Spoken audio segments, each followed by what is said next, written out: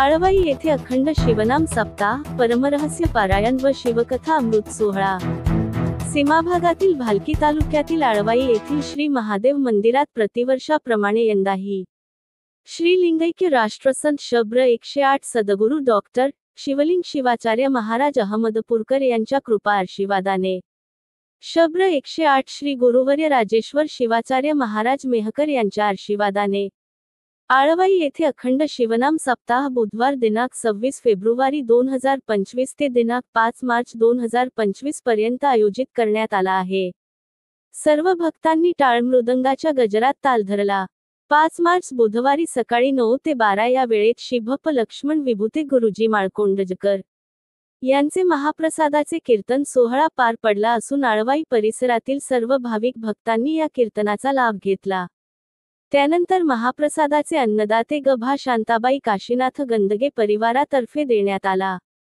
यावेळी माधवराव गंदगे, शिवराज गंदगे, राजीव गंदगे, योगीराज गंदगे, माधव गंदगे, दिलीप गंदगे, किरण गंदगे, सतीश पांचाळ, श्री महादेव मंदिराचे सर्व अध्यक्ष उपाध्यक्ष व सर्व सदस्य आणि आळवाई गावातील समस्त नागरिक आदी युवा मित्र मंडळ उपस्थित होते। स्टार हुलसूर न्यूज दत्तात्रय स्वामी आळवाई।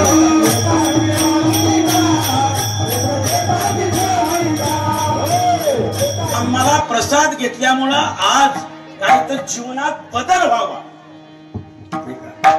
आता आम्हाला रोग झाल्यावर आम्ही कुठे जातो? बोलत चला डॉक्टरकडे। डॉक्टर आम्हाला औषध देतात, त्याचं निदान लागलं तर ते पचतं, आम्हाला रोग बी दूर होतो, पण निदान नाही लागलं तर अवघड आहे। पण आता तर डॉक्टर म्हणजे काय झालंय? पैशाची खाण झाली। त्याला दवाखाना म्हणणार झाला मी हाऊस फिटल। ज्याला हाऊस फेडायचे त्यांनी दवाखान्यात जावं। मला लक्षात महाराज पुण्या गाडीतून आलाय ते महत्वाचं नाही, महाराज किती गाडीतून आलाय ते महत्वाचं आहे। आज तर झालं ज्याची मोठी बॉडी, लांब दाढी, मोठी गाडी, त्याचं नाव महाराज। एक सांगतो, जात न पूछे साधु की पूछ लीजिए ज्ञान, मोह न करो इस तलवार का बना रहने दो ज्ञान। हे महत्वाचं आहे, वागणं गरजेचं आहे।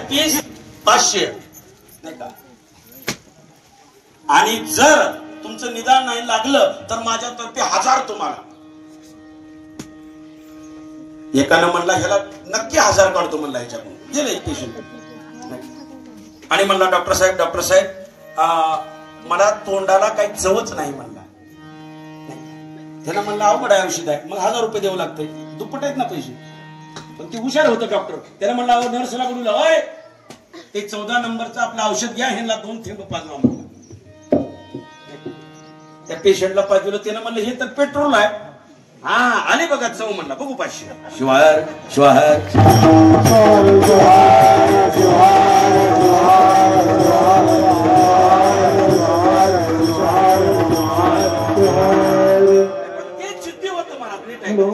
ते जिद्दी होतं। त्यानं म्हणला अजून तुझ्याकडून 1000 काढल्याशिवाय शांत बसत नाही। पुन्हा गेलं महाराज आणि पुन्हा म्हणलं कसं झालंय म्हणलं डॉक्टर साहेब, मला काहीच ध्यानात राहणार नाही म्हणलं, माझी विस्मृती झाली म्हणला।